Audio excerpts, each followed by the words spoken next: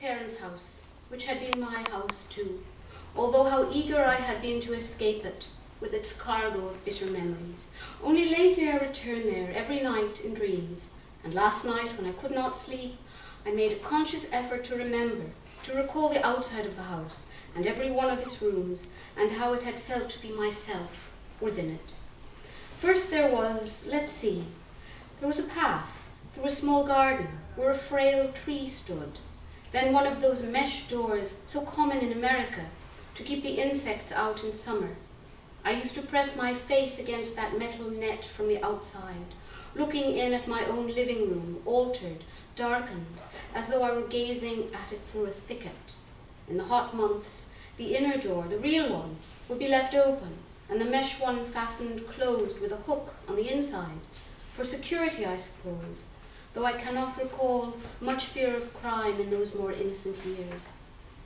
The fragile, hollow squeal, a kind of whinging sound that mesh doors make when they are opened or closed, still echoes in my dreams. It is not a happy sound for me. The living room, at noon in summer, the distant keen of a siren, while a plank of sunlight, clouded with motes, falls in through the window. A television, books, a pleasant smell of furniture polish. Everything very still, except for the whirring of the grandfather clock as it prepares to strike the hour. I suffered from hay fever, so I sought refuge in that room, from the world of harsh sunlight and pollen, and children scrambling over grass, refuge in the sudden coolness and dimness, the green sofa on which I would sprawl to read my favourite books, Gone with the Wind, illustrated biographies of Mary, Queen of Scots and Joan of Arc.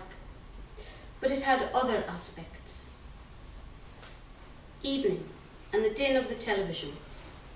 Why did my father automatically, invariably, turn the thing on and leave it on, even after the 6 o'clock news? I hear it and hear it in my mind's ear, ceaseless, mindless, a kind of squalor of noise. My mother has made dinner. I have laid the table. My father and I eat. Steak, roast chicken, lamb chops. She was not a bad cook.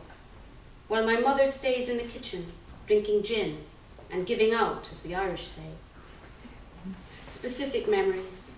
Yes, one of those nights. My father and I pass plates, eat meat, and drink water constrainedly, while the television squawks behind. My mother has come in from the kitchen and has settled on her chair at the round dining table, though not to eat. She is brooding, immobile, except for the hand that mechanically raises the glass or the cigarette. Her eyes stare straight ahead. Her coarsening face, the fog of gin and smoke surrounding her, the heavy silence that seems to fume from her, make her resemble a basilisk. I am not exaggerating. What do we do, my hapless father and myself, beside that rigid presence? Does the food curdle in our stomachs? Do we make stilted conversation? What age am I? But let us return to the living room. My father and I have finished our meal. Dessert is out of the question, as was a starter. One course was nearly, though not quite, endurable. If meals are sacraments, then ours were a black mass.